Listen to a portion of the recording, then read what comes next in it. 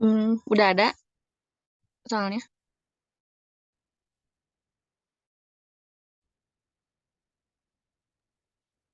Sudah Kak, sudah.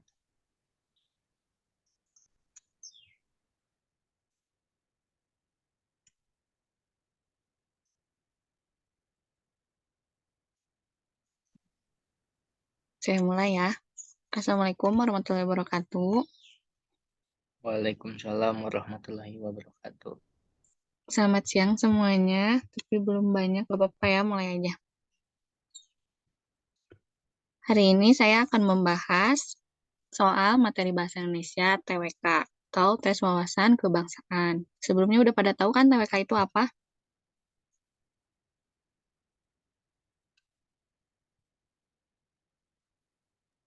Ayo mana nih suaranya yang lainnya nih?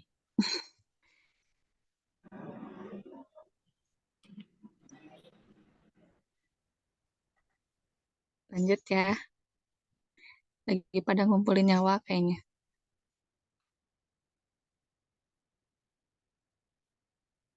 Nih, nomor satu, ada di sini ada paragraf lumayan panjang. Lemes belum makan siang, boleh sambil makan. Nah, biasanya TWK Literasi Bahasa Indonesia itu fokusnya ke wacana. Ada yang tahu nggak wacana itu apa?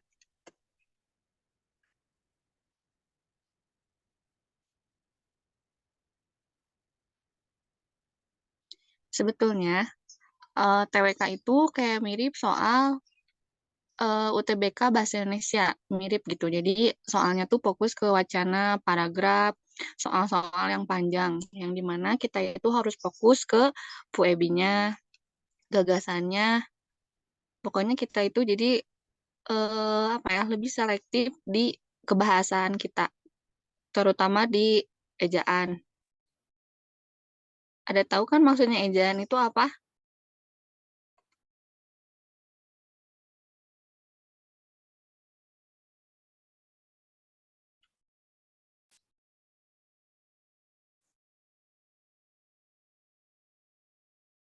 Gak ada yang jawab ya.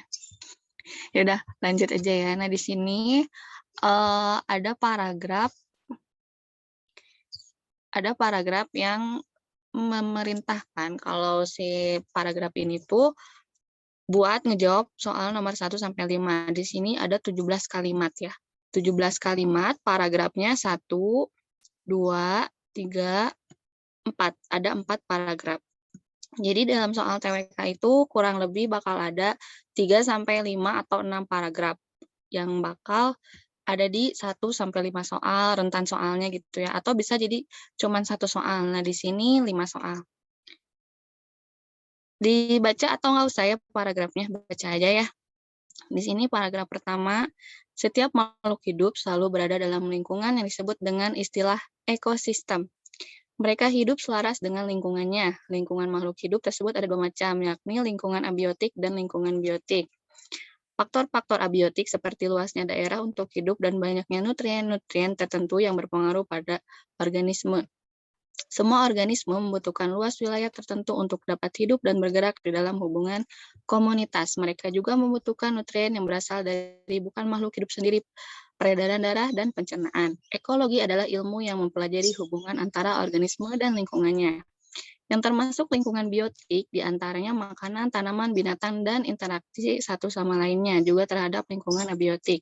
Kelestarian dan kesejahteraan manusia secara luas bergantung pada makanan seperti buah-buahan, sayur-sayuran, dan daging. Demikian juga dengan hubungan antara manusia dan makhluk hidup lainnya, membantu kelestarian dan kesejahteraan manusia. Sebagai contoh, beberapa bakteri dalam lambung membantu orang untuk dapat mencerna makanan-makanan tertentu.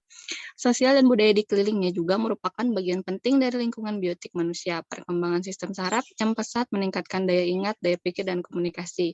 Manusia saling mengajarkan hal-hal yang telah dipelajarinya.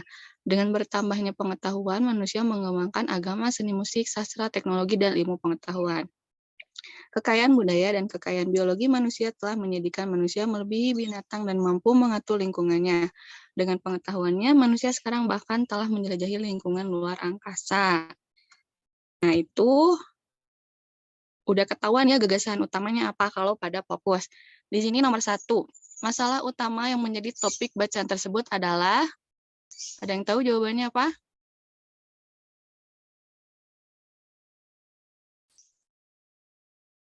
Ada yang mau jawab?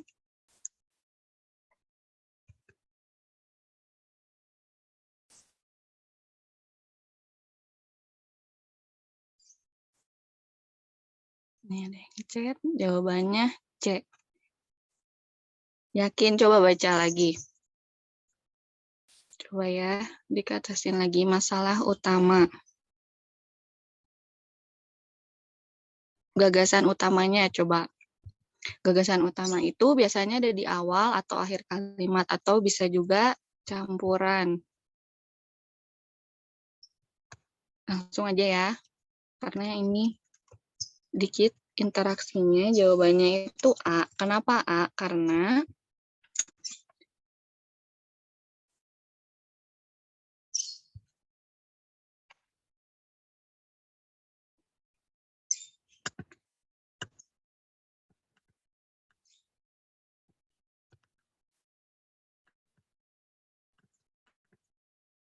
jawabannya A, ini pembahasannya.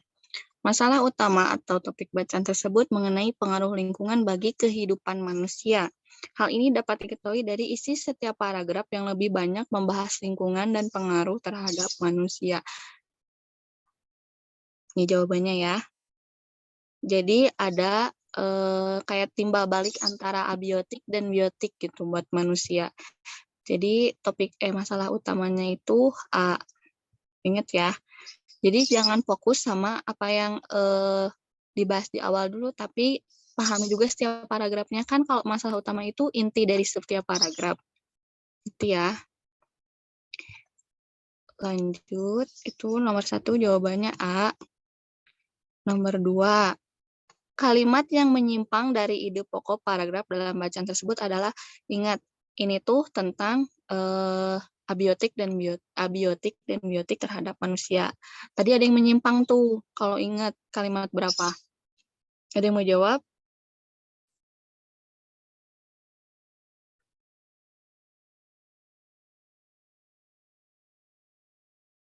Ya ada, biar cepat ya, langsung ya. Jawabannya itu A. Nih. A itu kalimat 7, kita cek ya, kalimat 7 nih. Di sini tiba-tiba bahas ekologi, padahal kan yang dibahasnya abiotik sama biotik. Nih, dimerahin. Itu ya. Jadi emang harus fokus kalau ke bahasa Indonesia, harus jeli banget.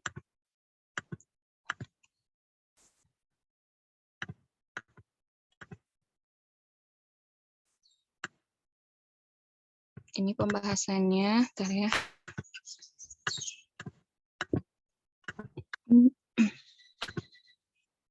Nih Mas, apa yang tadi?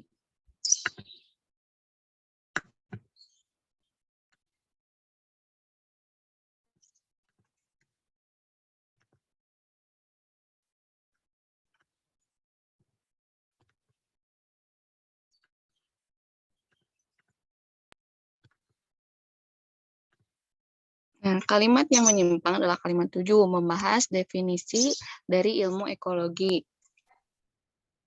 Kalimat 7 tersebut menyimpang dikarenakan pada kalimat sebelumnya membahas faktor-faktor abiotik dan pada kalimat 8 membahas lingkungan biotik, sehingga kurang sesuai jika pada kalimat 7 tiba-tiba membahas mengenai ilmu ekologi. Itu jawaban nomor 2. Lanjut ya.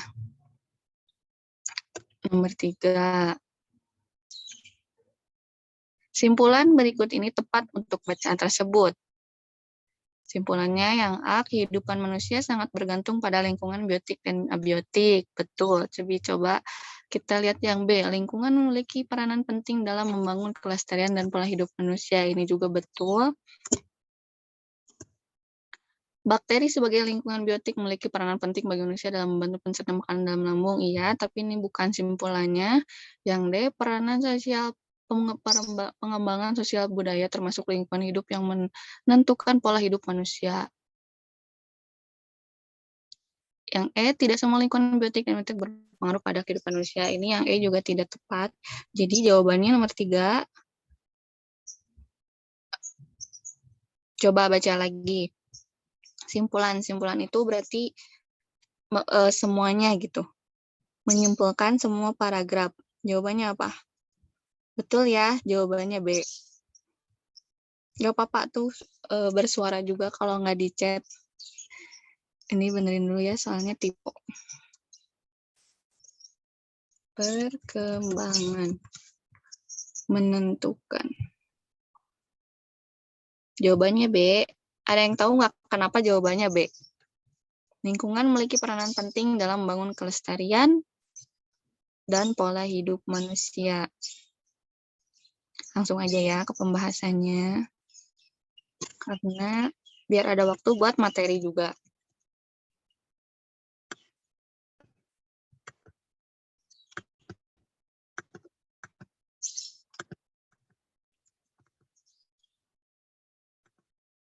Ini jawabannya, pembahasannya.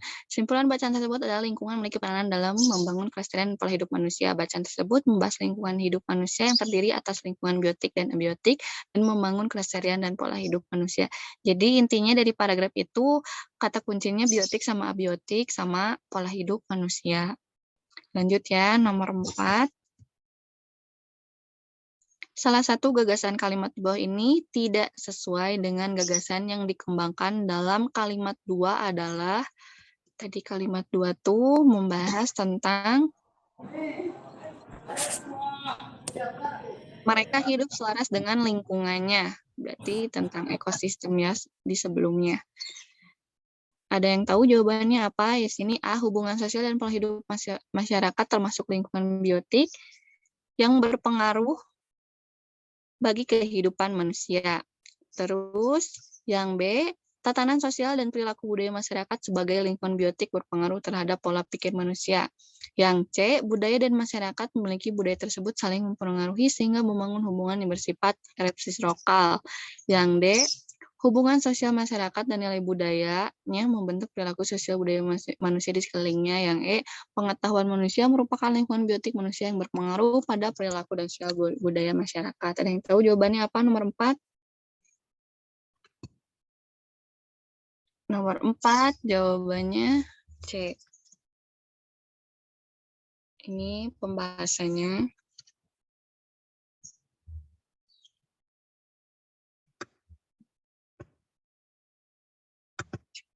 Ingat ya, nomor 4 itu yang tidak sesuai. Yang tidak sesuai udah ketahuan. Ini kata kuncinya. Soalnya di paragraf itu nggak ngebahas tentang resiprokal. Ingat ya, kalau ada yang menyimpang, pasti itu bukan jawabannya. Pembahasannya, paragraf tersebut tidak membahas hubungan resiprokal atau saling antara budaya dan masyarakat pemilik budaya sehingga pernyataan tersebut tidak sesuai dengan gagasan yang dikembangkan pada paragraf itu.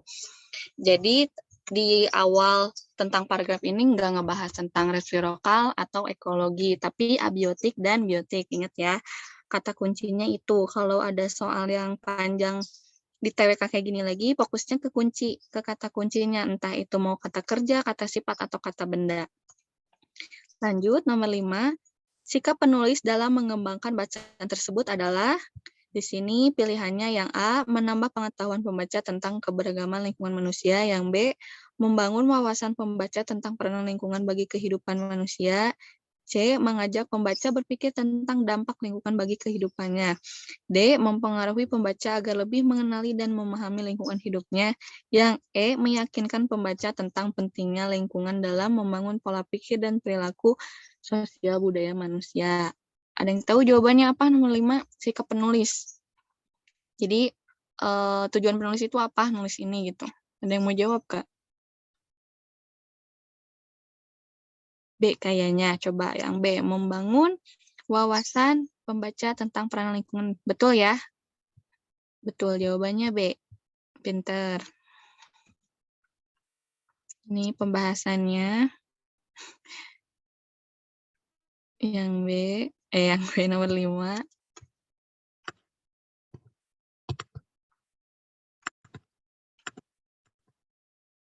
Ini pembahasannya ya. Jawabannya benar.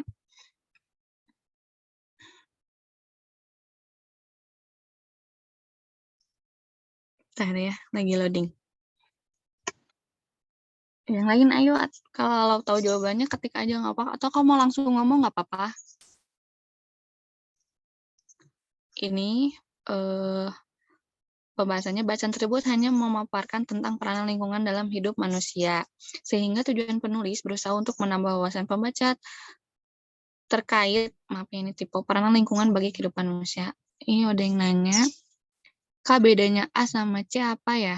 Yang A, menambah pengetahuan pembaca tentang keberagaman lingkungan manusia. Yang A, menambah pengetahuan. Berarti menambah, kita cuman mendapatkan informasi tentang lingkungan manusia. Kalau yang C, mengajak pembaca berpikir tentang dampak lingkungan bagi kehidupannya. Kalau yang C itu kita diajak buat istilahnya apa ya, lebih peka terhadap lingkungan. Kalau yang A itu kita cuman tahu informasinya aja, cuman oh ya udah ini tuh si pembaca pengen kita tahu tentang lingkungan. Sedangkan yang C itu karena di sini mengajak, berarti dalam paragrafnya ada motivasi, ada gerakan, ada kalimat perintah. Biasanya gini kalimat perintahnya. Maka dari itu, ayo kita semua, misal cintai lingkungan, lebih peduli dengan lingkungan, kayak gitu. Ngerti? Siapa ini? Gia? Ngerti nggak Gia maksudnya? Jadi menambah pengetahuan sama mengajak itu beda ya. Ngerti Kak? Ya. Oke, lanjut ya. Ini tentang paragraf biotik sama biotik beres ya. Kita lanjut, ingat ya, TWK itu pasti tentang paragraf nih. Ini tentang makanan cepat saji atau makanan sampah. Bacalah wacana tersebut untuk menjawab soal nomor 6. Berarti ini cuma ngejawab satu soal. Bacain lagi ya. Makanan cepat saji atau fast food adalah makanan yang sudah disiapkan dan bisa disajikan dalam waktu cepat sekitar 5-10 menit setelah dipesan. Menurut Eksekutif Chef Hotel Santika Mega City Bekasi Agung Budi Harto, makanan cepat saji itu sama dengan makanan sampah atau junk food, karena makanan sampah juga bersifat cepat saji. Agung menambahkan bahwa makanan cepat saji umumnya dibuat dengan bahan makanan yang tidak terlalu banyak. Selain itu, pembuatan makanan cepat saji juga sederhana, tidak memerlukan garnish atau dekorasi makanan atau plating atau penyajian di piring yang detail. Dalam hal pemasakan, teknik goreng dan panggang adalah dua teknik yang umum digunakan dalam pembuatan makanan cepat saji. Agung menjelaskan bahwa beberapa makanan cepat saji umumnya diolah dengan takaran garam yang cukup besar untuk memperpanjang umur simpan makanan. Alhasil, makanan ini memiliki cita rasa gurih yang cenderung asin. Pemberian garam pada makanan merupakan salah satu teknik pengawetan alami. Sementara itu, makanan sampah mengandung banyak lemak, gula, dan garam, sehingga membuatnya terasa lezat. Sayangnya, ketiga kandungan makanan sampah tersebut meningkatkan kadar kalori makanan. Selain itu, makanan sampah juga mengandung sedikit saja nutrien penting, seperti protein, serat, vitamin, dan mineral. Oleh karena itu, kadar kalori yang tinggi makan sampah dapat memperburuk kondisi orang yang mengidap diabetes dan hipertensi. Ini kata kuncinya udah jelas ya, junk food sama fast food. Kita lihat soal nomor 6. Pernyataan manakah yang tidak relevan dengan keseluruhan isi teks? Pemberian garam merupakan salah satu teknik pengawatan alami. Ini betul ya. Pernyataannya yang kita cari yang tidak betul. Yang B, beberapa kandungan pada makanan cepat saji berbahaya bagi kesehatan. Kita simpan dulu opsi ini. Yang C, makanan cepat saji umumnya dimasak dengan cara digoreng atau dipanggang. Ini betul. Yang A sama C berarti betul ya. Yang D, orang dengan riwayat kesehatan tertentu sebaiknya tidak mengonsumsi makanan cepat saji. Ini betul. Yang E, fast food sebenarnya sama dengan junk food karena keduanya merujuk makanan yang berbahan baku sederhana. Ada yang tahu nomor 6 jawabannya apa?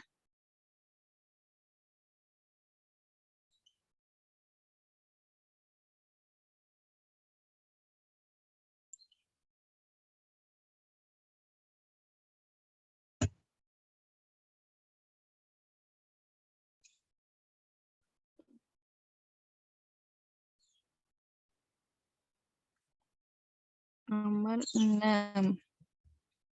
Di sini katanya beberapa kandungan pada makanan cepat saji berbahaya bagi kesehatan. Coba kita lihat.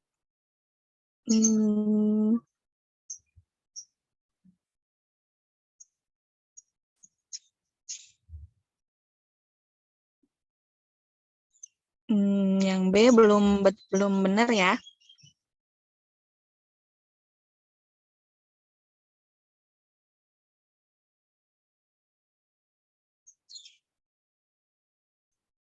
Yang E, coba. Yang E. Fast food sebenarnya sama dengan junk food karena keduanya merujuk ke makanan yang berbahan baku sederhana. Ini juga betul. Ini udah dibahas di awal, ini berarti relevan. Misalnya di sini disebutin kalau junk food sama fast food itu kan cepat saji. Terus enggak ribet gitu nih. Sederhana ada nih. Berarti bukan E ya.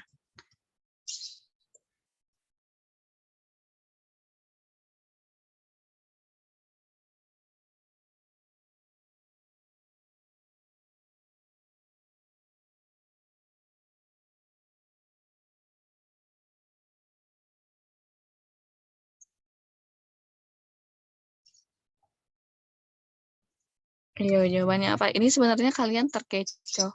Nah, A. Kita lihat, pemberian garam merupakan salah satu teknik pengawatan alami. Nah, ini nomor A itu betul ya. A betul. Kenapa betul? Karena di sini lihat nih. Nih, si Agung katanya menjelaskan bahwa beberapa makanan cepat saji umumnya diolah dengan takaran garam yang cukup besar untuk memperpanjang umur simpan makanan. Hasil, makanan ini memiliki cita rasa gurih yang cenderung asin. Pemberian garam pada makanan merupakan satu teknik pengawetan alami. Tapi nggak disebutin kan alaminya itu dari apa gitu. Terus nggak disebutin kenapa bisa alami. Jadi ini tuh dalam paragraf ini tuh disebut ada kalimat yang tidak koheren dan kohesi. Maksudnya koheren dan kohesi itu tidak padu. Jadi nggak disebutin dulu maksudnya alami itu seperti apa. Sedangkan di sini di awalnya disebut kalau garam itu sebenarnya buat rasanya lebih gurih gitu kan. Nah ini pembahasannya ya, biar nggak bingung. Ini pembahasannya yang nomor 6 agak panjang.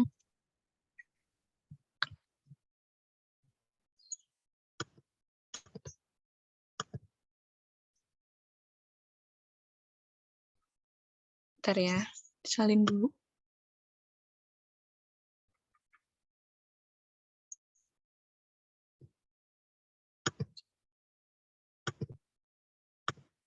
Iya betul ya jawabannya A.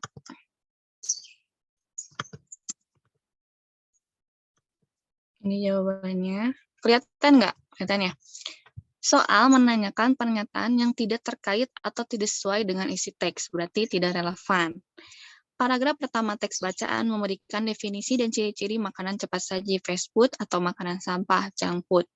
Paragraf kedua membicarakan kandungan makanan cepat saji, khususnya garam. Paragraf ini menjelaskan fungsi, kadar, dan dampak kandungan garam dalam makanan tersebut. Dalam paragraf kedua, kalimat pemberian garam merupakan salah satu teknik pengawet alami, mengungkapkan informasi yang tidak koheren dengan informasi pada kalimat sebelumnya. Alhasil, makanan ini memiliki cita rasa gurih yang cenderung asin. Dan setelahnya, junk food atau makanan sampah juga mengandung banyak lemak, gula, dan garam yang membuat makanan ini terasa lezat. Jadi ketahuan ya, katanya si fast food ini pakai pengawet garam, tapi si junk food nggak disebutin juga. Jadi kalau misalnya relevan, harusnya kayak gini. Garam juga digunakan untuk junk food agar keduanya awet misal, tapi di sini nggak dijelasin, jadi jawabannya A ya. Dinilai dengan lebih luas lagi, kalimat tersebut juga tidak koheren dan keseluruhan ide pokok teks, yaitu definisi dan ciri-ciri makanan cepat saji, serta penjelasan tentang fungsi, kadar, dan dampak kandungan garam di dalamnya. Kesimpulannya, kalimat tersebut tidak relevan dengan isi teks bacaan. Pintar ya, dia betul. Jawabannya A. Ini ya, jawabannya udah ada ya. Sok baca dulu sekilas. Lanjut ya. Nomor 7. Ini nomor 7 teksnya kecil nih. Saya kecil sedikit, cuma separagraf. Proklamasi kemerdekaan Indonesia memiliki makanan yang sangat penting, makna yang penting sangat bagi bangsa Indonesia. Sejak teks proklamasi dibacakan, Indonesia telah terbebas dari belenggu penjajahan. Indonesia menjadi negara yang merdeka, berdaulat, dan bermartabat. Proklamasi dapat dikatakan sebagai puncak perjuangan bangsa Indonesia. Ide pokok paragraf tersebut adalah Udah pada ngejawab, betul ya? Jawabannya, Dek. Pinter. Nah gitu, pada ngejawab biar gak sepi. Iya, betul.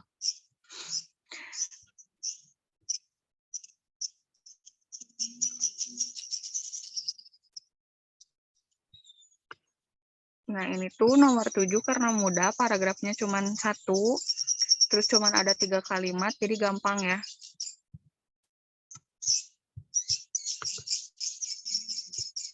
Nah, ini jawabannya. Ide gagasan ini ada di awal kalimat atau disebut dengan deduktif, di mana kalimat utamanya disebut di awal paragraf. Jadi mudah diketahui. Soalnya di sini udah ini makna. Ini udah ketahuan ada di awal. Beda cerita kalau misalnya ada 4 paragraf kayak tadi di awal ya, soal 1 sama nomor 5. Nah, ini ada artikel paragraf sih ya sebenarnya. Nih, ini kelihatan tentang biografi pahlawan. Nomor 8, Cuknya Metia atau yang akrab dikenal dengan nama Cut Metia lahir pada 15 Februari 1870 di Pirak, Aceh Utara dan wafat pada 24 Oktober 1910 di Paya Cicem, Aceh. Meti adalah putri satu-satunya di antara 5 bersaudara yang lahir dari pasangan suami istri Daud Pirak, seorang ulama dan pimpinan daerah di Pirak dan Cutjah. Dia sendiri pernah menikah sebanyak 3 kali, yaitu dengan Teku Safarib atau yang juga dikenal dengan nama Cik Bintara melalui perjodohan ketika usianya 20 tahun. Teku Cik Muhammad atau yang juga dikenal dengan nama Cik Tunong dan Pang Nenggro disebutkan bahwa ia akhirnya memutuskan untuk bercerai dengan Cik Bintara karena mereka berbeda prinsip. Laki-laki tersebut enggan menentang penjajahan Belanda dan malah iya-iya aja. Nah, hal tersebut berbanding balik sama suami ketiganya yang sama-sama berjuang untuk memukul mundur para penjajah Belanda dan Aceh. Ide pokok bacaan di atas adalah, ini udah ada yang ngejawab, C. Betul. Ini gampang ya. Yang paragraf pendek-pendek pada gercep jawabnya. Pinter. Dan 2 soal terakhir, nomor 9. Tentang kalimat. Ini gampang ya. Hikayat. Hikayat itu isinya tentang sejarah, tentang cerita. Biasanya hikayat itu bahasa Melayu, bahasa Sangsakerta, Jawa kuno. Hikayat itu banyaknya ada di Aceh, di Jawa. Belajar gak hikayat? Biasanya hikayat itu tentang, misal nih, tentang penjajahan Majapahit. Nah, diceritain di situ. Ya.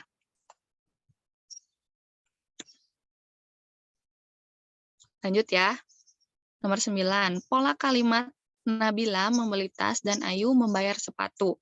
Di bawah ini termasuk pola kalimat majemuk. Kecuali berarti yang setara ya, ini yang mirip. Cari yang mirip. Ayah membaca koran dan ibu membaca majalah. Yang B, ibu tinggal di Bandung dan nenek tinggal di Yogyakarta. Yang C, Haifa dan Cantika membentuk kelompok membaca. Yang D, kelas A sedang berkunjung ke museum dan kelas B sedang praktik di laboratorium. Yang E, kakak menyapu halaman rumah dan adik membersihkan teras rumah. Jawabannya apa? Jawabannya C. Betul ya, pinter, Yesi. Jawab yang pendek-pendek pada cepat jawabnya. Gak apa-apa, berarti kalau nanti ngisi soal TWK, cari soal yang pendek-pendek dulu, baru yang panjang-panjang biar ngabisin waktu. Pembahasannya ini bentar ya.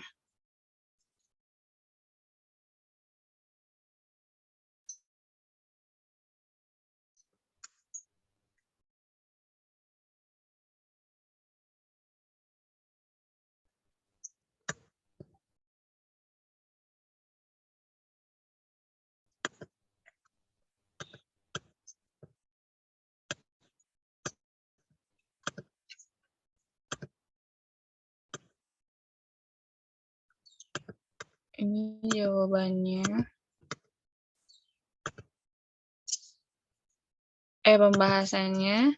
Jenis kalimat tersebut adalah kalimat tunggal, hanya berpola subjek, predikat, dan objek. Nah, nanti kita belajar ya tentang subjek itu apa, predikat itu apa, dan objek itu apa. Nah, ini terakhir nomor 10 tentang kalimat baku. Kata baku. Pengisian kata baku dan tidak baku. Kak, lawannya kalimat majemuk apa ya? Lupa kalimat setarakah? Kak, lawannya kalimat majemuk apa ya? Maksudnya apa ya? Lupa kalimat setarakah? Oh, jadi gini. Jadi di bahasa Indonesia itu ada kalimat majemuk, kalimat tunggal, kalimat majemuk setara, majemuk bersusun itu banyak. Nanti dijelasin ya. Kalimat itu ada yang cuman satu, misalnya nih, ada yang sedang melakukan satu aktivitas atau dua aktivitas. Entah itu subjeknya sama atau beda. Kayak ini yang nomor 9 itu kan subjeknya ada dua ya. Nomor 9 itu subjeknya ada Nabila sama Ayu. Dua aktivitas berbeda kan? Kalau Nabila itu membeli tas, kalau Ayu itu bayar sepatu. Disebut majemuk karena ada dua pola. Maksudnya dua pola itu ada dua subjek, ada dua predikat, dan dua objek. Nah, kalau tunggal, kalimat tunggal itu biasanya cuma kayak gini. Saya mencuci mobil. Nah, itu tunggal karena cuma ada satu aktivitas dan cuma ada pola subjek, predikat, objek. Kayak gitu. Ngerti ya? Jadi maksudnya setara itu aktivitasnya sama, subjeknya sama, atau predikatnya sama. Nanti dijelasin ya tentang subjek, predikat, objek. Nomor 10. Ini tentang kalimat baku, kata baku. Pondok pesantren dewasa ini menjadi bla bla bla bla pilihan yang cukup baik dalam upaya pendidikan bagi anak. Sistem pendidikan agama yang secara khusus bla bla bla dengan pendidikan umum menjadi nilai jual yang cukup menjanjikan. Selain itu, para santri juga secara langsung angkat didik disiplin dengan bla bla bla pembelajaran yang ada di pondok pesantren. Istilah yang tepat untuk melengkapi kalimat rumpang pada paragraf di atas ialah jawabannya apa? Ada yang mau isi? Jawabannya A.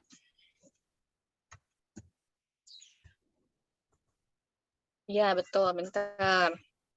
Ini pada gercep ya. Nah, ini udah beres pembahasan soalnya karena cuma sampai 10 soal dulu.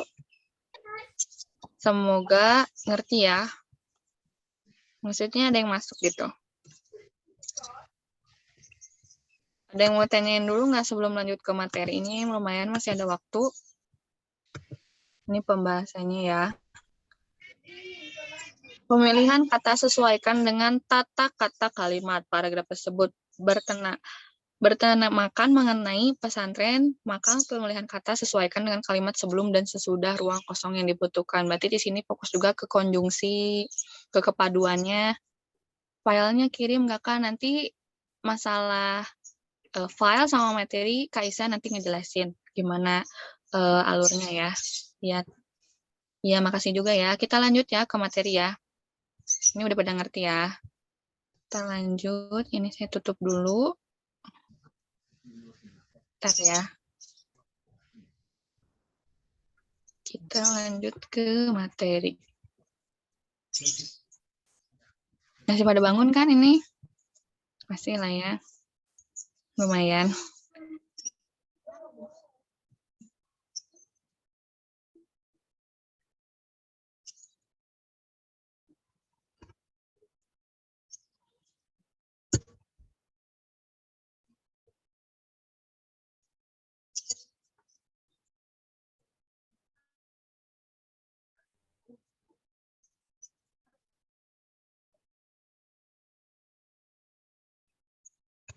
Udah ada belum PPT-nya? Udah, Masih loading, Kak. masih loading.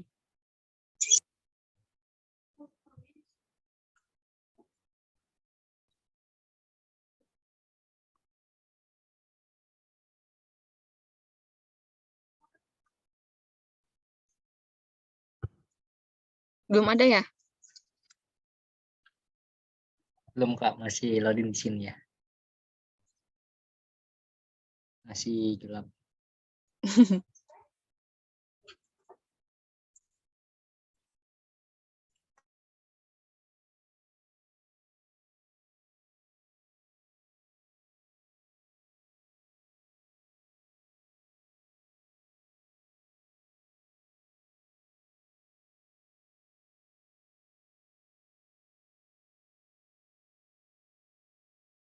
Yang lainnya gimana? PPT udah tampil belum? Udah muncul belum? Belum ya? Nah, udah dah. Ini baru Udah? nih, Kak. Udah, Kak, baru. Beneran udah ini? Sudah, Kak. Oh iya. Udah, Nah, Kak. sekarang kita lanjut ke materi ya. Tadi kan udah ada bayangan tuh tentang soal TWK. Jadi sebenarnya nggak ada bedanya sama pelajaran kita SMP, SMA. Intinya kita harus baca lagi tentang paragraf lagi, tentang kalimat lagi, tentang ejaan, tentang kata, tentang kalimat, yang kayak gitu. Ya, kita pengenalan dulu. Apa itu TWK? TWK adalah ujian dengan materi yang mengangkat pengetahuan mengenai dasar-dasar NKRI. Di antaranya Pancasila, Undang-Undang 1945, Bhinneka Tunggal Ika, Sejarah Negara Kesatuan Republik Indonesia, dan Literasi Bahasa Indonesia. Nah, sebenarnya TWK itu berarti tentang tata negara, ya kan? Nah, tapi ada juga bahasa Indonesia. Tes bahasa Indonesia bukan untuk mengetahui seberapa cepat kemampuan membaca, namun mengenai tulisan bacaan. Biasanya akan terdiri dari 3 paragraf atau lebih, kayak tadi ya, udah diliatin gimana bayangan soalnya. Pada tes TWK materi tes bahasa Indonesia, peserta diharapkan dapat mengerti isi atau topik dari bacaan. Permasalahan yang ada dalam bacaan tersebut, inti dari paragraf tersebut bagaimana. Jadi di sini kawan-kawan harus lebih jeli lagi membacanya, harus rajin baca lagi kalau misalnya misal literasinya kurang. Apa-apa kan kalian sering baca novel online sekarang, nah itu nggak apa-apa dipelajari, jadi kalian tuh jadi terbiasa dengan bacaan yang panjang, kayak gitu. Boleh banyak belajar baca di buku fiksi atau non-fiksi. Lanjut ya. Nah, ini gambaran inti dari materi, ada 4. Ada gagasan utama, kalimat, tata kata, atau ejaan. Saya satuin karena tata kata itu materinya dikit, ada baku dan tidak baku.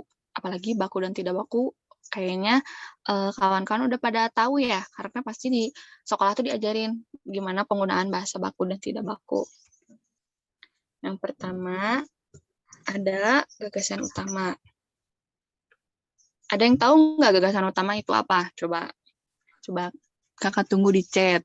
1 orang nggak apa-apa deh.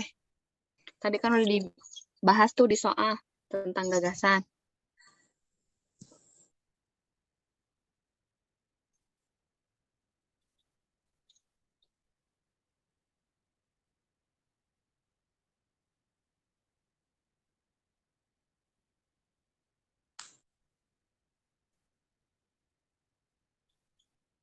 Ide pokok. Ya, betul. Betul ya, lanjut ya. Lumayan, 2 orang jawab.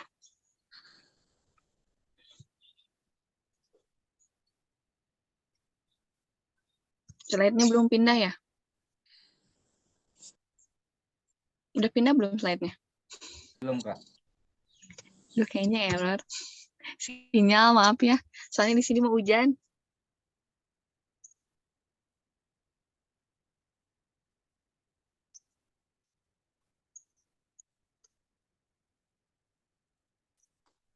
Nah, udah pindah belum slide-nya? Udah ya? Ya, Pak. Gagasan utama atau gagasan pokok adalah inti atau pokok dari sebuah pembahasan. Gagasan utama biasanya berupa kalimat dalam paragraf. Dengan kata lain, gagasan utama merupakan kalimat yang menjadi dasar dari sebuah penjelas atau pengembang dari sebuah paragraf. Kayak tadi contohnya di soal tentang biotik sama abiotik. Berarti kata kuncinya kita fokus kedua kata itu kan. Tapi si abiotik sama biotik itu ngejelasin apa sih? Tadi katanya mau ngejelasin tentang kelestarian pola hidup manusia itu kayak gimana, keseimbangan biotik sama abiotiknya itu gimana. Kayak gitu ya, ngerti ya? Lanjut. Nah, gagasan utama biasanya terletak pada, tadi kakak juga udah bilang, bisa di awal, di akhir, atau campuran. Tadi di soal rata-rata itu pada di awal, disebutnya deduktif. Jadi inti pokoknya gagasan utamanya itu ada di awal paragraf. Di induktif ada, cuman jarang. Karena kalau gagasan utama di akhir itu ngabisin waktu, karena kita harus baca berulang. Makanya rumrahnya ada di awal. Terus campuran di awal dan di akhir paragraf. Nah, ini biasanya ada di kalimat deskriptif. Tahu kan? Si paragraf itu mendeskripsikan sesuatu dulu, nah baru intinya apa, kayak gitu. Nah, ini ciri-ciri gagasan utama, yaitu dalam sebuah gagasan utama terdapat topik permasalahan. Yang kedua, gagasan utama dapat menjadi penjelas atau dapat dijabarkan. Yang ketiga, gagasan utama dapat berdiri sendiri karena merupakan kalimat lengkap. Yang keempat, gagasan utama memiliki arti atau makna yang jelas. Yang kelima, gagasan utama biasanya juga merupakan sebuah kesimpulan paragraf. Nah, tapi biasanya di soal itu nggak selalu padu, maksudnya ada satu kalimat atau dua kalimat yang bakal mengecoh kalian. Jadi kalian harus fokus. Kayak tadi di soal 1-5 kan tiba-tiba ada tentang ekologi. Itu kan nggak padu ya. Jadi kalian harus fokus si paragraf itu mau ngebahas apa sih gitu. Nah, ini tujuan TWK kalian itu literasinya gimana gitu. Apakah kalian bisa fokus apa enggak? Apakah kalian bisa langsung menyimpulkan terhadap teks tersebut apa tidak, kayak gitu. Terus ada tadi soal yang terakhir katanya wacana yang tidak sesuai atau yang tidak relevan. Kalian cari lagi. Terus di jawaban tuh udah ada yang mencolok, itu bukan jawabannya. Nah, itu bisa jadi jawabannya. Kayak gitu. Ngerti ya? Kita lanjut karena materinya lumayan banyak. Nah, ini istilah lain dari gagasan utama. Nah, di sini kawan-kawan kalau lihat soal, tiba-tiba si gagasan utama itu jadi ada istilah lain. Misal pakai ini. Inti paragraf dari paragraf tersebut adalah, nah, kawan-kawan jangan bingung karena gagasan itu ada banyak istilahnya. Yang pertama ada gagasan pokok, yang kedua ada ide pokok atau ide utama, yang ketiga ada pikiran pokok atau pikiran utama, yang keempat ada inti paragraf atau inti masalah, yang kelima ada topik utama. Jadi kalau ada soal tentang gagasan utama tapi pakai istilah kelima ini jangan bingung karena intinya yang nanyain gagasan utama, yang dimana gagasan utama itu ada di awal, di akhir, atau ada di campuran. Lanjut. Nih, ini contohnya. Jalanan dari Mampang hingga Kuningan selalu dipenuhi kendaraan. Setiap pagi hingga sore hari, banyak pengendara yang melewati jalan ini. Mereka biasanya adalah para pekerja kantoran. Tak hanya mobil dan motor, kendaraan besar seperti bus, truk, dan mobil besar lainnya juga turut meramaikan dan membuat bising. Hal ini terjadi karena jalan ini sangat strategis dan dipenuhi banyak ruko-ruko juga di perkantoran. Nah, gagasan utamanya udah ketahuan kan? Dari sini sampai titik. Ini pembahasannya. Untuk menentukan gagasan utama, kita harus membaca kalimat demi kalimat dengan cermat. Kemudian kita dapat mencari dan menemukan kalimat utama yang berisi gagasan utama yang biasanya ada di awal atau akhir kalimat. Lalu kita bisa menandai gagasan utama dan informasi penting lainnya. Nah, ini tentang gagasan ya. Paham ya? Nah, ini gagasan masih pemanasan. Ini tentang wacana, jadi mudah. Ini tentang kalimat. Kalimat adalah susunan beberapa kata atau klausa yang bisa diperlukan dilengkapi dengan kata hubung atau konjungsi. Kalimat sangat berperan penting dalam hal komunikasi karena kalimat berfungsi untuk menyampaikan sebuah informasi dan menggambarkan perasaan seseorang. Jadi kalimat itu kan bisa secara lisan atau tulis gitu. Jadi terus ada kalimat yang tadi, ada kalimat majemuk, kalimat tunggal, ada kalimat tanya, kalimat perintah. Itu banyak ya tentang kalimat itu, cuman belum saya masukin. Semoga nanti pertemuan selanjutnya bisa jelasin lebih rinci. Nah, ini tadi ada subjek, predikat, objek, keterangan, pelengkap. Disebutnya unsur-unsur kalimat. Pertama, subjek adalah bagian berfungsi untuk menunjukkan pelaku dalam kalimat. Kayak tadi biasanya nama orang. Kalau nggak nama orang, ya hewan. Misal harimau itu sangat pendiam, bisa kayak gitu. Pada umumnya, subjek terbentuk dari kata benda atau nomina, serta diletakkan di awal kalimat. Tidak hanya kata, subjek juga bisa diisi dengan prasa atau klausa. Prasa atau klausa tuh kayak gini misalnya, matahari sangat terik, nah kayak gitu. Itu sebutnya prasa. Atau buah tangan di Pangandaran sangat mahal, nah itu bisa disebut subjek. Lanjut ke predikat. Predikat yaitu unsur yang fungsinya menerangkan yang sedang dilakukan subjek pada kalimat. Predikat biasanya menggunakan kata kerja atau kata sifat. Kayak tadi di contoh nomor 9 ada tentang membeli sama membayar. Nah, itu predikat itu biasanya kata kerja yang dilakukan atau aktivitas subjek. Nomor 3, objek biasanya terletak sesudah predikat. Dapat dikatakan objek merupakan keterangan yang berkaitan dengan predikat atau sesuatu yang menderita. Tapi pada kalimat pasif, objek menjadi subjek. Posisi objek harus selalu berada di belakang predikat. Dengan posisinya yang berada di belakang predikat, maka objek tidak didahului oleh preposisi. Pada umumnya, objek itu diisi oleh kelas kata nomina, prasanomina, atau klausa. Biasanya kayak gini, kalau objek. Ayah membaca koran Kompas di depan halaman. Nah, si objeknya itu si koran Kompasnya. Membacanya predikat, subjeknya si ayah, kayak gitu, ngerti ya? Depan halaman itu keterangan. Nah, lanjut, keterangan pada suatu kalimat terletak di bagian akhir. Nah, keterangan itu bisa keterangan waktu, keterangan tempat, atau keterangan lainnya, atau keterangan tentang hari. Keterangan bisa diisi oleh frasa, kata, atau anak kalimat. Keterangan yang berupa frasa akan ditandai dengan preposisi ke, di, dari, pada, dalam, kepada, terhadap, untuk, oleh, dan tentang. Sedangkan keterangan yang berupa anak kalimat ditandai dengan preposisi karena, ketika, jika, meskipun, supaya, dan sehingga. Contohnya tadi, ayah membaca koran Kompas di depan halaman. Berarti itu keterangan tempat. Bisa juga kayak gini. Ayah selalu membaca koran Kompas di pagi hari. Berarti itu tentang waktu. Lanjut, pelengkap. Pelengkap adalah unsur yang melengkapi predikat. Hal inilah yang menunjukkan bahwa pelengkap posisinya berada di belakang predikat. Namun posisinya yang berada di belakang predikat terkadang agak menyulitkan untuk membedakan dengan objek.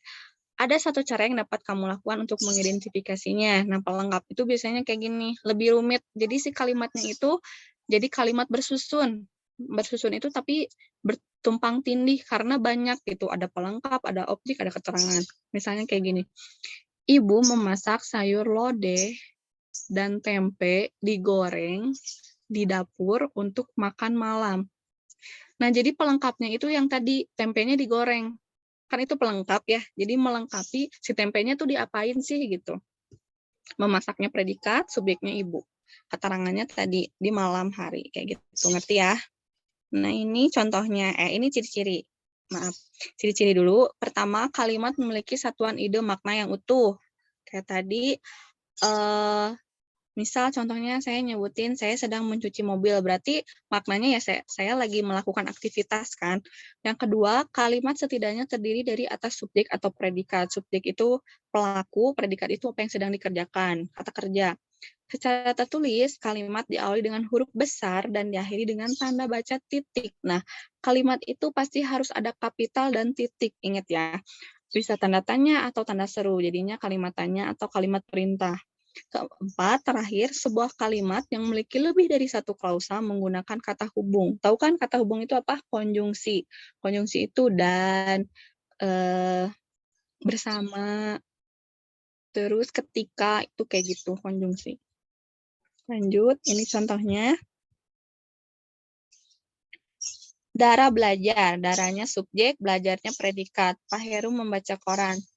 Pak Herunya subjek, membacanya predikat, korannya objek.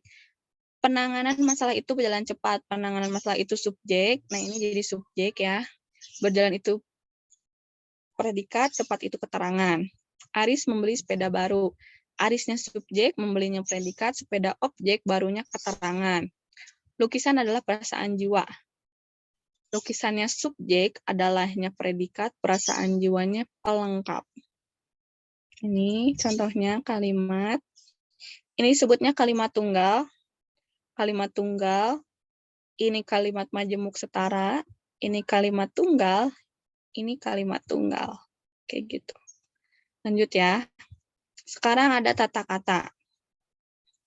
Kata adalah kumpulan dari beberapa huruf yang membentuk sebuah makna tertentu di dalam tata bahasa. Kata merupakan kombinasi morfem atau bagian terkecil dari sebuah kalimat. Kata adalah satuan terkecil yang dapat diartikan dan dapat membentuk frasa, klausa, ataupun kalimat. Jadi kata itu punya makna. Kayak misalnya kucing, maknanya hewan, misal hewan bertaring, lucu, kayak gitu. Jadi bisa didefinisikan maknanya. Ini ciri-cirinya. Yang pertama terdiri dari beberapa huruf, memiliki makna, memiliki fungsi tertentu dalam tata bahasa, dapat dibentuk menjadi frasa, klausa, atau kalimat apabila digabung dengan kata lain. Bentuk kata itu ada, maaf, Ada kata benda, kata sifat, kata kerja, kata keterangan, kata bilangan, kata ganti, kata tugas. Kata benda itu kayak kucing, tadi pokoknya benda di sekitar kita, benda mati. Kata sifat itu eh, kayak sifat manusia, cantik, rindu, dingin. Pokoknya sifat-sifat yang berhubungan dengan aktivitas kita. Terus kata kerja itu aktivitas, kata kerja. Kata keterangan itu bisa pagi, bisa tempat, pokoknya sama kayak tadi di kalimat, bisa tempat, bisa waktu, atau keterangan lainnya. Terus kata bilangan itu tentang angka, satu, pertama, beberapa, atau buat kertas misalnya sehelai, buat rambut sehelai, kayak gitu penyebutan. Terus ada kata ganti, saya, mereka, siapa, beliau. Jadi kata ganti itu maksudnya kata ganti orang pertama, kedua, ketiga, kayak gitu. Terus ada kata tugas itu kayak konjungsi, sejak, tanpa, itu pun, dan, kemudian, yang kayak gitu. Lanjut ya. Jenis atau bentuk ini sama sih kayak tadi. Ini ada kata benda, cuman ini kayak lebih didefinisiin lagi. Kata benda itu yang merujuk pada suatu benda. Kata kerja itu jenis kata yang menyatakan suatu perbuatan. Kata sifat itu kelompok yang mampu menjelaskan, mengubah kata benda atau kata ganti menjadi lebih spesifik. Kayak misalnya wanita itu cantik, lebih spesifik kan. Kata ganti, permina, kelompok kata ini dipakai untuk menggantikan benda atau sesuatu yang dibenarkan. Misalnya dia jadi beliau, yang kayak gitu. Kata keterangan disebutnya adverbia, jenis kata yang memberikan keterangan pada kata kerja, kata sifat, dan kata bilangan. Kata bilangan disebutnya numeralia, adalah jenis kelompok kata yang menyatakan jumlah, kumpulan, dan urutan sesuatu yang dibenarkan. Terakhir, kata tugas tadi saya udah nyebut kayak konjungsi. Di sini contohnya kata dengan telah, tetapi, namun, ada yang bisa penyebutan iya atau tidak. Maksudnya saya kemarin sudah membayar SPP, atau bisa jadi kayak gini kata tugas. Saya kemarin lupa tidak membayar SPP, kayak gitu kata tugas itu. Ini ejaan tanda baca. Nah, ini kawan-kawan bisa fokus ke sini sebenarnya kalau misalnya mau fokus ke wacana TWK. Ada penulisan huruf, ada kapital, miring, sebenarnya banyak ya. Di ejaan bahasa Indonesia itu ada tanda baca di bahasa Indonesia juga banyak. Ada titik, koma, kutip, titik dua, tanda tanya, kurung, kurung kurawal, pokoknya banyak. Penulisan kata atau serapan, imbuhan, preposisi, partikel, singkatan bahasa asing.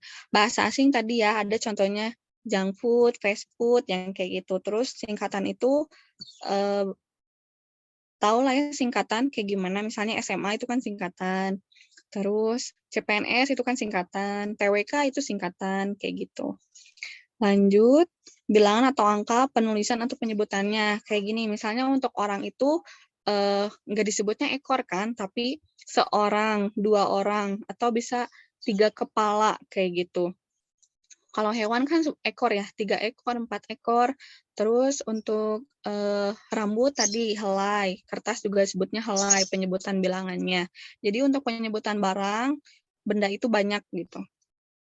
Lanjut, nah ini terakhir, baku dan tidak baku. Kalau baku itu kata yang sesuai dengan kaidah-kaidah yang berlaku di dalam bahasa Indonesia. Sementara kata tidak baku adalah kata-kata yang tidak sesuai dengan kaidah yang telah ditetapkan. Saat ini kita memakai pedoman umum ejaan bahasa Indonesia atau PEB, tapi sekarang udah diganti ya jadi EYD sebagai standarnya. EYD itu ejaan yang disempurnakan. Nah, tidak baku. Kata yang tidak baku adalah yang belum berterima secara resmi atau tidak mengikuti kaidah yang berlaku dalam bahasa Indonesia. Di sini tidak baku itu kita sebutnya bahasa gaul ya, bahasa slang. Kayak kemarin boomingnya Citayam Fashion Week itu banyak bahasa baku yang kita kenal gitu. Bahasa slang itu bahasa gaul, bahasa kekinian. Nah, ini bahasa baku memiliki fungsi yang secara umum disebutkan seperti berikut. Pertama, pemersatu.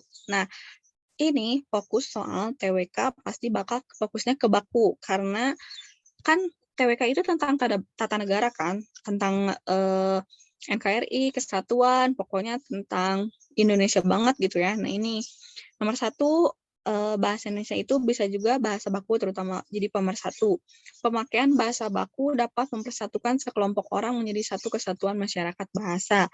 Yang kedua, pemberi kekasihan pemakaian bahasa baku dapat menjadi pembenda dengan masyarakat pemakaian bahasa lainnya. Yang ketiga, pembawa kewibawaan pemakaian bahasa baku dapat diperlihatkan kewibawaan pemakaiannya. Kayak misalnya orang penting sama yang nggak penting, maksudnya nggak penting itu kayak pedagang gitu ya, orang penting kayak guru atau orang-orang di pemerintah itu pasti pakai bahasa baku. Beda sama tukang dagang. Kalau tukang dagang pakai bahasa baku aneh kan? Jadi bahasa baku juga harus sesuai penempatannya. Kalau di pasar pakai bahasa baku aneh.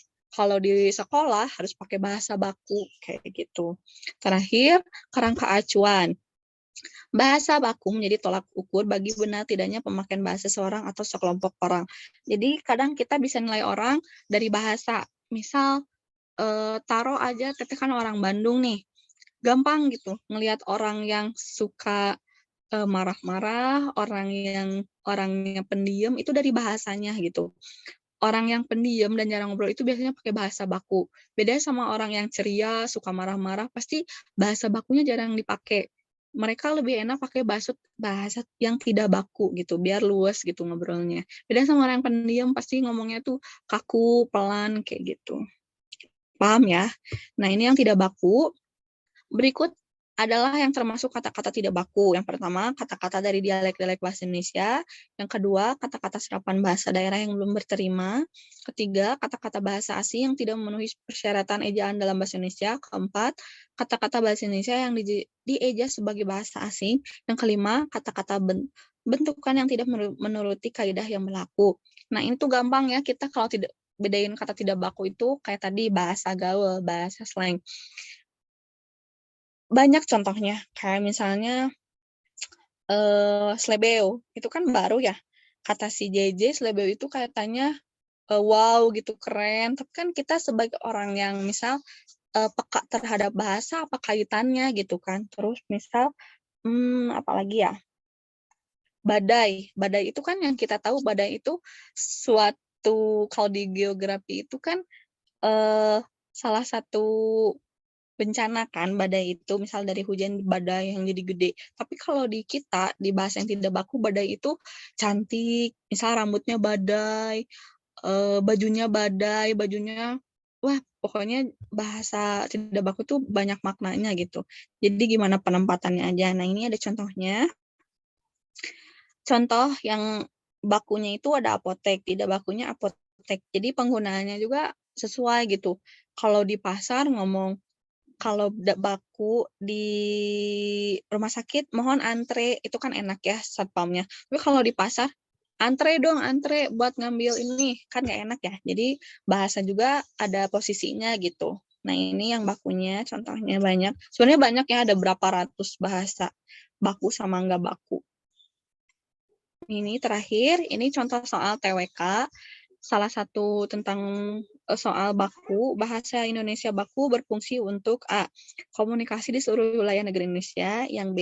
Komunikasi antara orang-orang yang berlainan suku bangsa namun masih dalam batas wilayah negeri Indonesia. Yang C. Komunikasi dinas resmi dan di sekolah.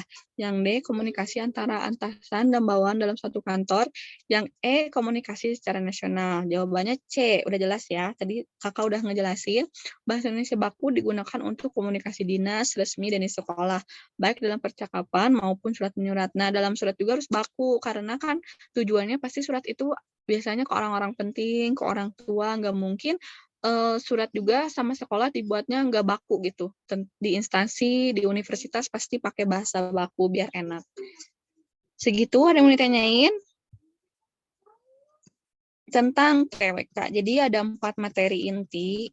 Sebenarnya inti dari TWK itu kan wacana. Cuman dalam wacana itu ada paragraf, ada kalimat, ada kata, ada ejaan, ada bahasa baku dan tidak baku. Ada yang mau tanyain?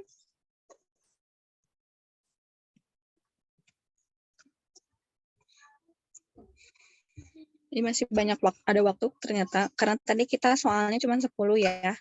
Terus agak ngebut di awal karena interaksinya kita hari ini kurang sih. Kayaknya karena siang jadi sedikit yang ikutnya. Ada yang mau nanya dulu nggak? Ini ada yang chat. 5 menit lagi ya. Ada yang mau tanya dulu nggak? Tapi tentang bahasa Indonesia ya, tentang literasi bahasa Indonesia. Nah, kakak mau bilang juga kalau TIU sama TWK itu beda ya. Kalau TIU itu kita tentang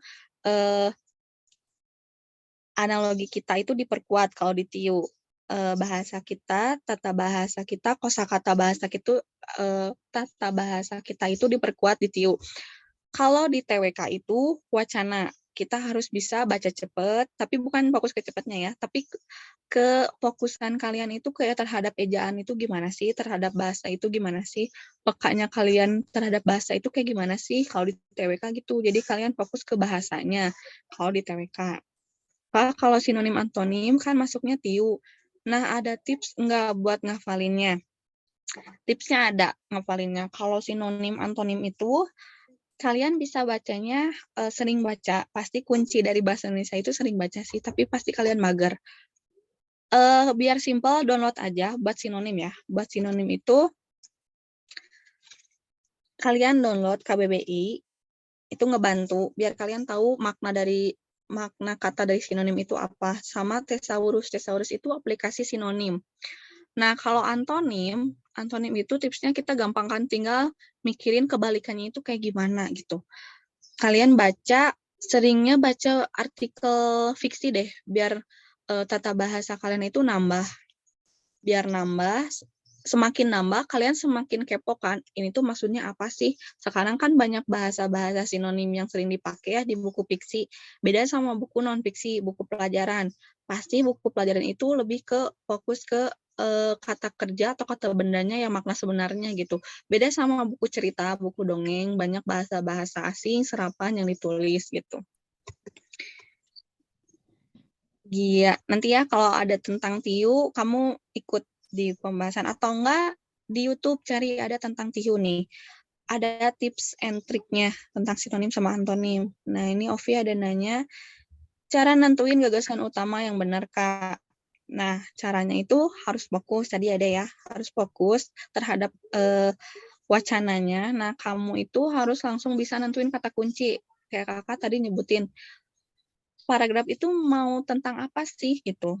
Di dua soal tadi, kata kuncinya yang pertama tentang biotik sama abiotik, yang kedua tentang junk food sama fast food, tapi dibaca dulu apakah keduanya membandingkan atau menjelaskan. Beda kan membandingkan sama menjelaskan. Kalau menjelaskan itu berarti informasinya dikasih ke kita. Kalau membandingkan itu berarti ada penyebutan deskripsi. Jadi misalnya kayak tadi junk food kayak gimana, fast food kayak gimana. Beda sama yang abiotik sama biotik. Tadi yang abiotik sama abiotik itu gagasannya kita disuruh menambah wawasan. Menambah wawasan itu kita jadi menerima banyak informasi. Beda sama yang junk food, kita jadi bisa membedakan bedanya apa junk food sama fast food. Kalau yang abiotik sama biotik, kita tadi jadi tahu bedanya apa, keselarasannya kayak gimana, kayak gitu. Ada yang mau ditanyain lagi? Udah ngerti belum? Ovi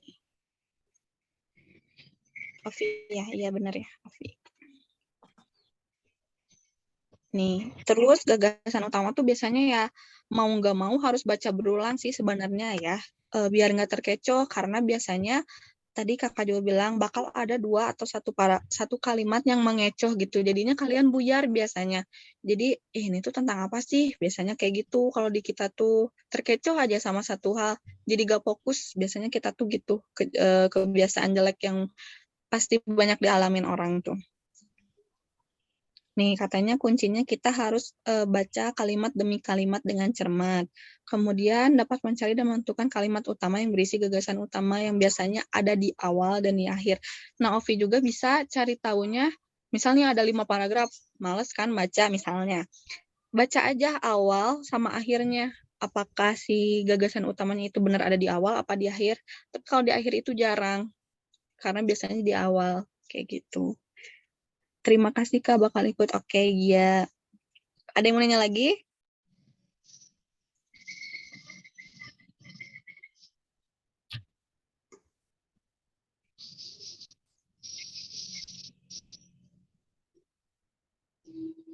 Semoga ngerti ya.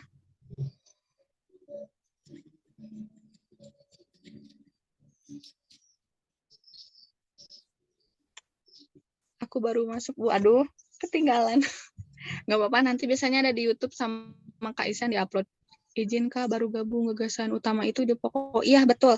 Nih ya, saya tunjukin nih.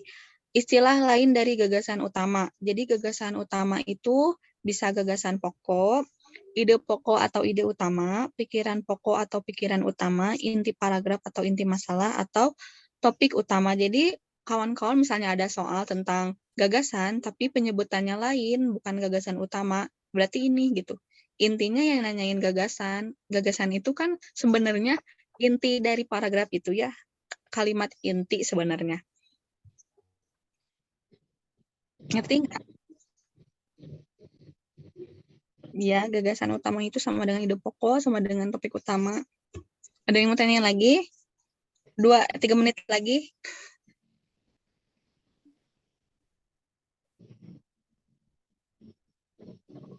Cukup. Ngerti Kak? Makasih ya. Semoga di pertemuan selanjutnya bisa jelasin lebih rinci ya. Nuhun Kak, ya sami-sami. Udah kayaknya ya. Ya udah kalau gitu aku serahin ke Kak Isan. Makasih ya.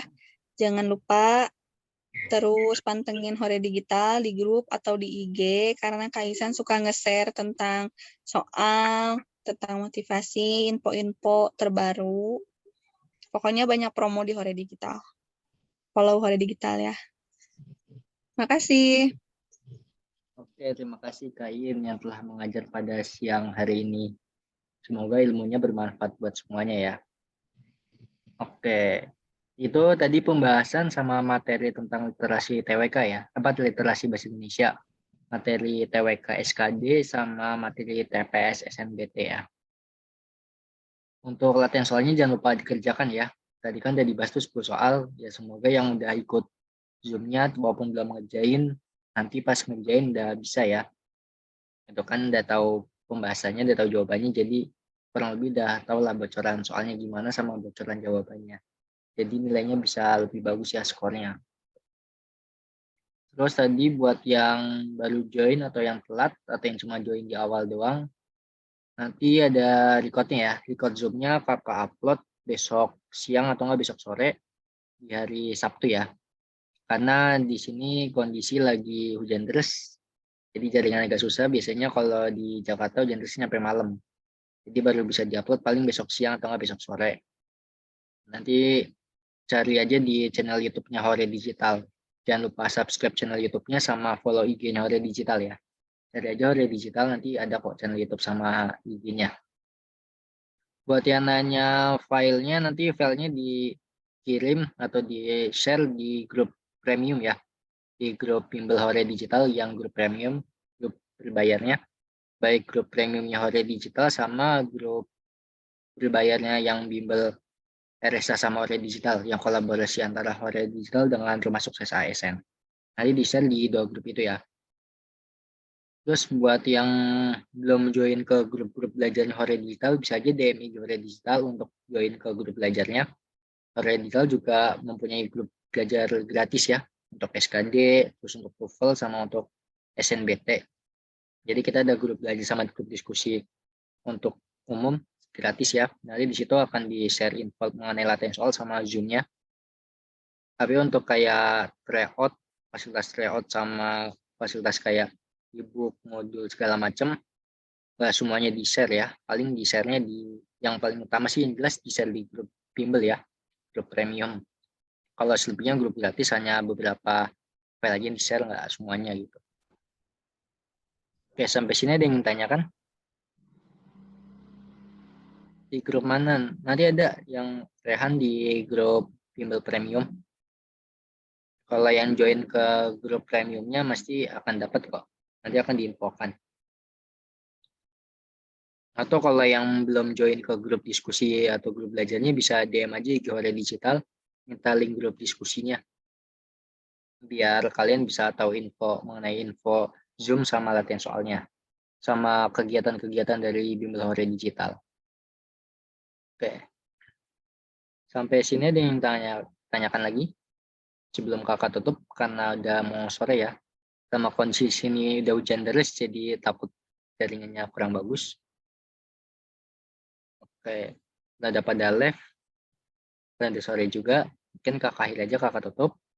Terima kasih buat yang udah bergabung dari siang sampai menjelang sore pada hari ini. Semoga ilmunya bermanfaat buat semuanya dan semoga bisa mengerjakan soal dengan nilai yang bagus ya. Dan semoga bisa lolos di tempat yang kalian impikan. Lebih kurangnya mohon dimaafkan. Apabila ada kesalahan, mohon dimaafkan. Wabillahi taufiq wal hidayah. Wassalamualaikum warahmatullahi wabarakatuh.